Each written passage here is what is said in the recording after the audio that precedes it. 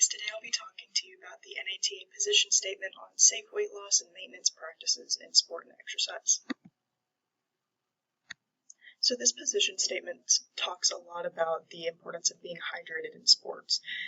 It also talks about the dangers of dehydration in sports, which is a really important aspect to educate both athletes and coaches on.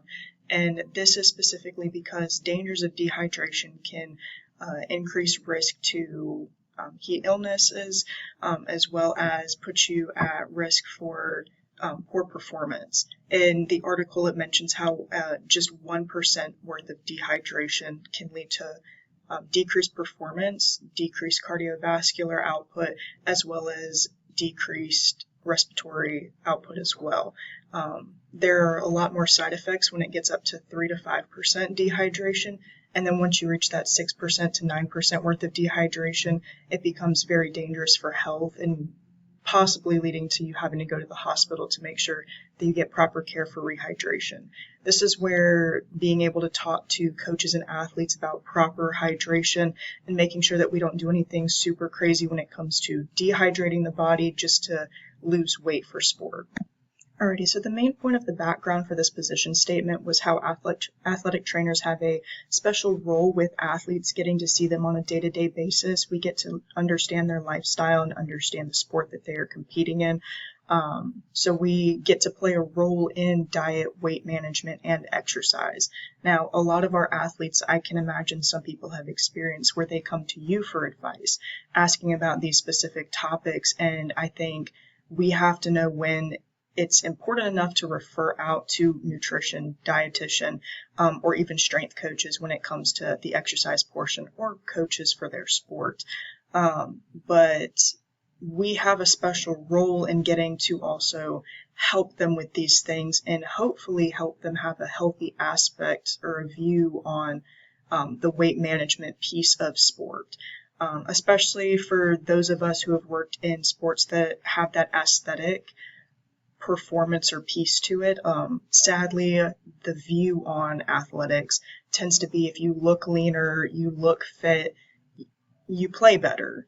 And sadly, that's not true. And so making sure that we communicate with our coaches and athletes that you have to take care of your body, eating the right nutrients, the right amount of food, so that way your body can have the correct amount of nutrition to perform properly. And sadly, these things get overlooked for how attractive or how much mass can I lose to look better playing the sport. And this can come from toxic cultures, or toxic mindsets, which can possibly lead to eating disorders, which is another thing that we as athletic trainers have to be on the lookout for since we're working with these athletes on a day-to-day basis. The literature review for this position statement was actually very short. It was tagged along with the background of this position statement, so overall very short, quick.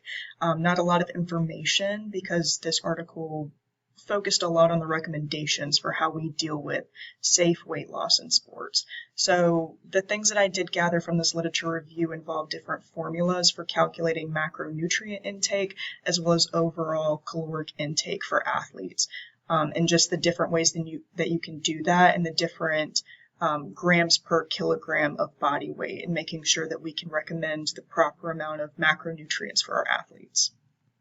All right, so the first set of recommendations that I have for my position statement include when we collect body composition data, these need to be collected and managed in a professional manner that's also confidential for our eyes only, or if we're sharing that with a nutritionist or dietitian. I think one of the big ways that we can do this is when we have to collect body weights, making sure that we ask athletes if they would like to see their body weight or if that's something that they would not like to know.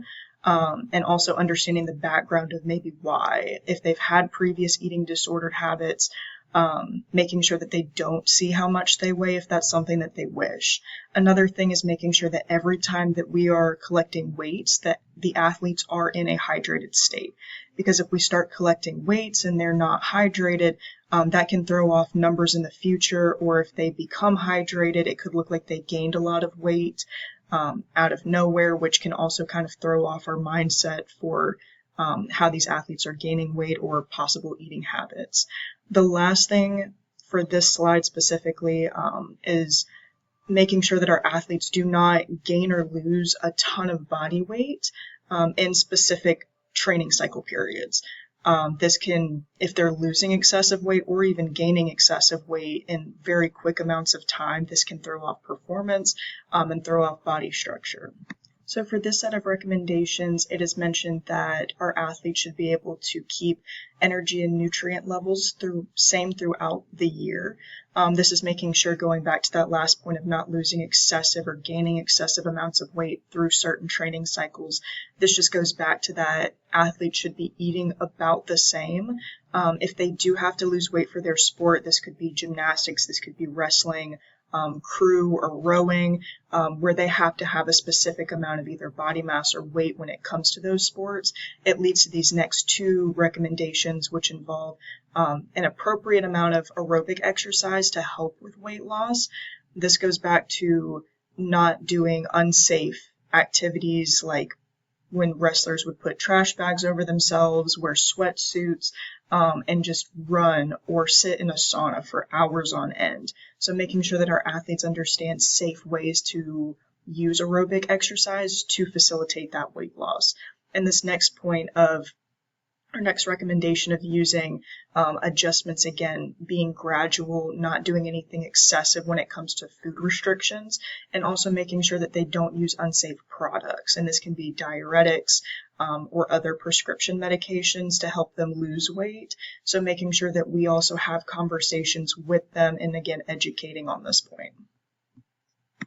Alrighty, so the last set of recommendations that I want to talk about have previously been somewhat mentioned. So the first one is, again, educating on safe dietary and weight management practices. And this needs to be communicated with athletes and coaches, again, so everyone can be on the same page. Also, the next recommendation, anytime that we're having body composition or dietary chats with our athletes, these need to be private and appropriate, and also making sure that we have the experts and the nutritionists and weight management experts there to also help facilitate that conversation, and making sure that we're having the right recommendations and having their recommendations and input as well. The last thing is, again, educating on these ergogenic and dietary aids, making sure that they're doing things that are safe and also using things that could be NCAA prohibited, making sure that they're not using those kinds of products and risk possibly getting kicked or banned from their sport because of using things that they're not allowed to based on the NCAA. All right, so my take-home messages for this position statement is pretty much just making sure that you educate coaches and athletes on proper hydration and the use of supplements if they are needed in that sport. Communication and just making sure that everyone is on the same loop is going to be super important with these things. The next thing is making sure that if you are with an athletic sport, making sure that you are aware of dangerous means of weight loss, and also making sure that you are in tune with your athletes on possible eating disorders or even just disordered eating, making sure that we educate on our athletes getting the proper nutrition that they need to perform, and the fact that if they're cutting out nutrients, warning them that their performance could be decreased and that food is their friend and it's not their enemy. The last thing is that any body composition assessments, whether it's just basic hydration weight testing or an annual body composition assessment, making sure that there are goals individualized for that athlete. No athlete population should be generalized. Every sport is different and every athlete needs something different. So making sure that we talk to their specific needs and their specific wants when it comes to goals for nutrition and just overall performance for sport.